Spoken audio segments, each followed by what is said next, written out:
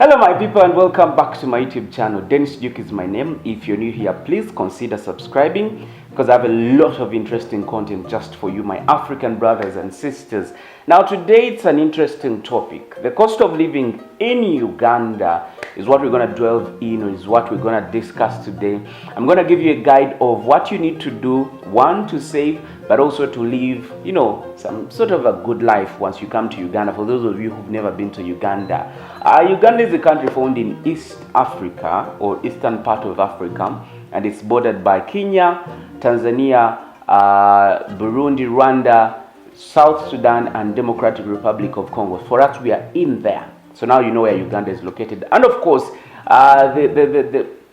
the cost of living that I'm going to talk about is for somebody that wants to live or wants to stay in Kampala, because Kampala is apparently the capital city of Uganda. However, recently, that was around June or 1st June, we got an addition of more districts, so rather more cities. So we have a number of cities, at least more than 8 cities, I think. Yes, I'll get the number right then. But for starters, Kampala is the capital city of Uganda as we speak today. So just like any other country, the living or the cost of living is almost the same. Any other country on the African continent. But of course, there are those with quite some sort of low, cost of living, while others have higher costs of living. For example, South Africa, you can't compare South Africa, more so Joburg or Pretoria to Kampala. You cannot compare Lagos to Kampala. I mean, those are a little bit, developed cities. So just a slight, difference. But I hope you find something, interesting. So I'll be breaking down the cost of living in Uganda or in Kampala in different, ways. 1, the accommodation. 2, the meals or the food. 3, the transportation, the internet cost, among many other things. To be specific, I'll be just telling you of how much I do on a personal level, but then give you a perspective of a visitor that is visiting Uganda for the very first time. Okay? So, for starters, I hope you've subscribed to this channel. Follow me on Instagram at Dennis Duke UG. Yes, that's on Instagram, because I'm more active on Instagram lately than any other social media platform. So we'll start from, I think the biggest, we are just gonna have a chip chat. I don't know, just a discussion, a simple discussion, nothing really serious to worry you. So I think we'll start from the biggest percentage.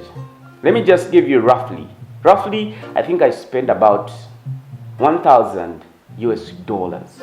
Yes, 1,000 US dollars on anything or everything that, right from the accommodation, all the necessities, the food, medical bills, electricity, internet, among many other things. So we'll start to break down these things and how I spend the 1,000, or how you can actually have a $1,000 budget. I mean, yes, for somebody in America, they'll be like, this guy is damn rich. No, $1,000 in Uganda, when you look at the exchange rate, is about 3,600. Let's say 3,600 for now, because it keeps fluctuating, 300, 650, 3,700. So it's roughly there. So anyway, let's say 3,700.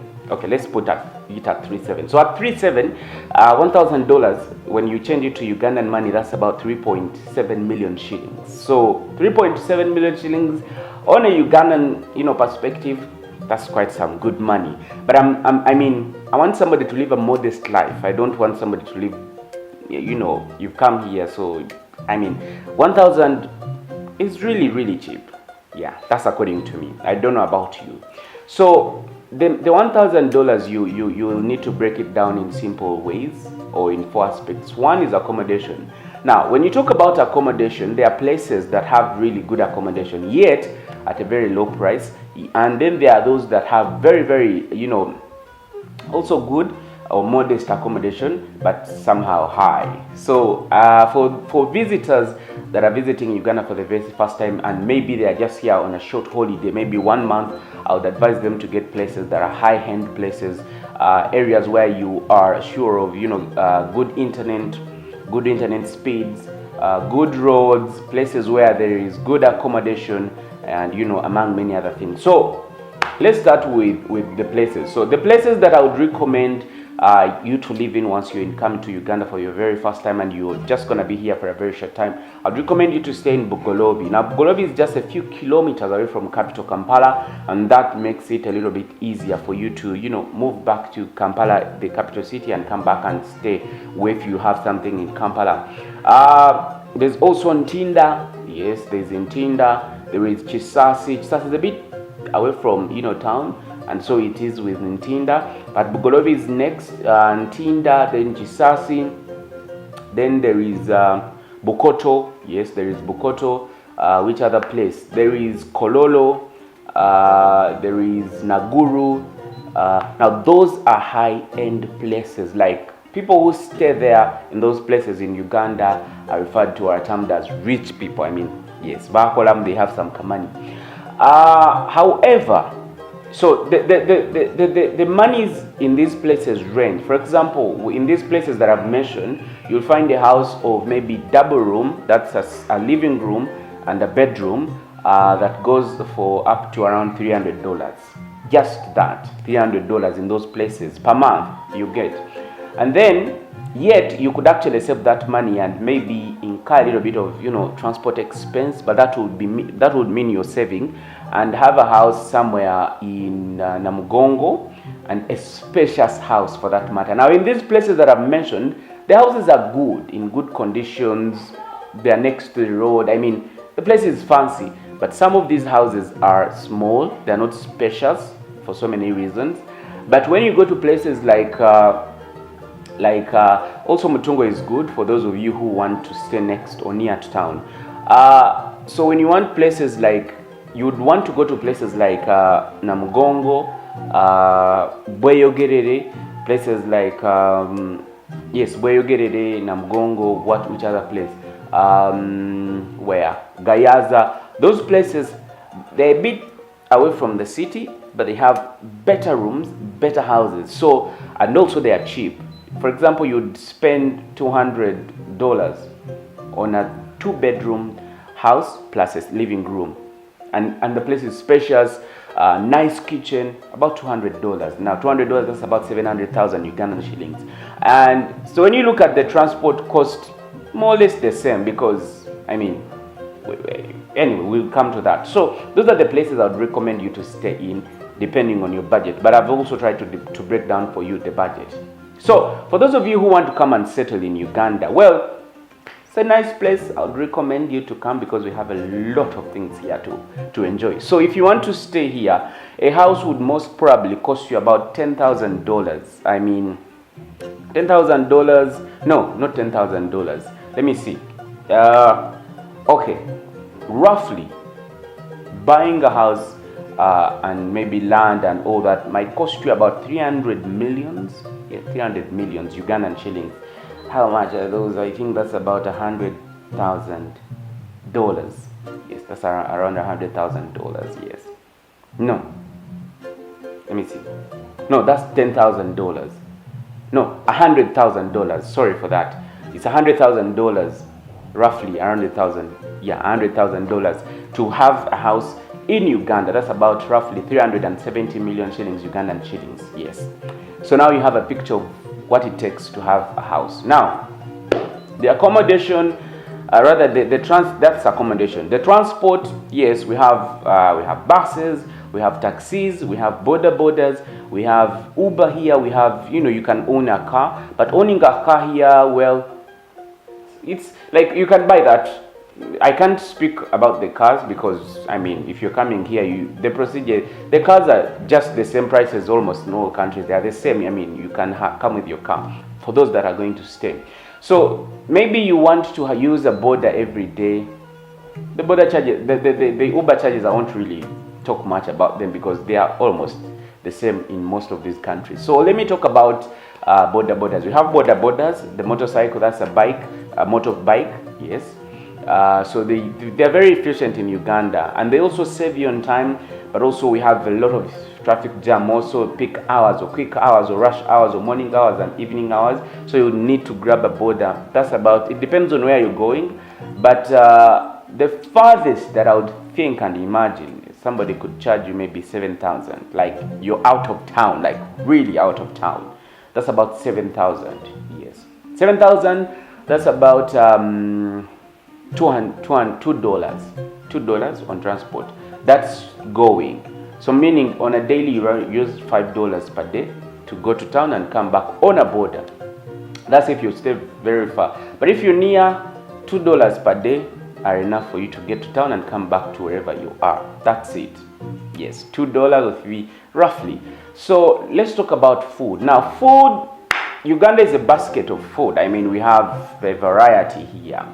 It depends on what you want. There are, there are restaurants, there are eating places within Kampala that have really modest and good food. I don't want to mention their names because, well, they have not paid for this video. They've not sponsored this video. So I want to just stick to the name restaurant. So there are good restaurants, and roughly maybe food goes for about 20,000 Uganda shilling. Now 20,000, when you compute it, that's about let me see how many dollars, like $8, roughly $8, and you have a modest food. That's a meal, maybe in the night. But you could go to the markets. We have markets, and you buy and you cook it from your home, and roughly per month you could use maybe $100 as well. Yes, roughly. That's what I use anyhow. So $100. You'd also want to spend your money, $1,000, on some good internet. Now we have different internet service providers, but I would recommend those that have cable, because their internet is really fast. We have, I don't want again to mention their names, but I mean, you could use Smile Telecom. It's very fast in these places I've mentioned. You could use MTN. You could use what else? Rock Telecom. You could use Liquid Telecom. Now these are Liquid, and then Rock Telecom, they use cables, and the internet is really, really fast. So they've not sponsored this video, so I won't really delve much on them or on that. So that's the internet cost, and it could cost you roughly around $20. Yes, yeah, $20. No, not $20. Roughly around $50. Let's say 50. Yeah, 50. You have the internet per month, the subscription per month. Maybe the installation, if you're to stay, could be a little higher, maybe around $60. Yeah, something like that. So you have it as well. So we have the accommodation, eating, transportation. We have internet, but also we have the medical bill. Now, medical bill depends on your health. I mean, but they are friendly, really. The places you'd want to go to, or hospitals you'd want to go to, are, in town. They are the best I would recommend. But within these areas, there are still clinics. I mean, roughly you'd use maybe, I can't really put a lot. I mean, it depends on how your health is really. So, but it's not so much unless you are admitted that it goes beyond $100. But if not, just save that $100 and have, medicine at your home, first aid and all that. So happening places, I mean, I would imagine somebody wants to go and happen. A beer goes for roughly around $1 or $1.5 really, yes. And then maybe talk about gym. Gym goes for about $3. That's 10,000 shillings per day. So $3 times, a month, you roughly come to how much? $30, $90, around $100, and you have gym for a month. And sometimes that money also includes swimming. So you'd want to pay maybe $120, $150 for swimming and gym, the same place, so that they subsidize these services. So I think that is it from me. That is it. I mean, airtime. I can't talk about airtime because it's the same. I mean, just that the rates of the calling rates are a bit, I don't know, high. The internet cost is high here. So that one you should also know. What else have I not talked about? I think that's all I've talked about. I can't wait to see you. If you need my services, please reach me at dukesmedia12@gmail.com, or go inbox me on Instagram at DennisDukeUG. Until then, it's a goodbye.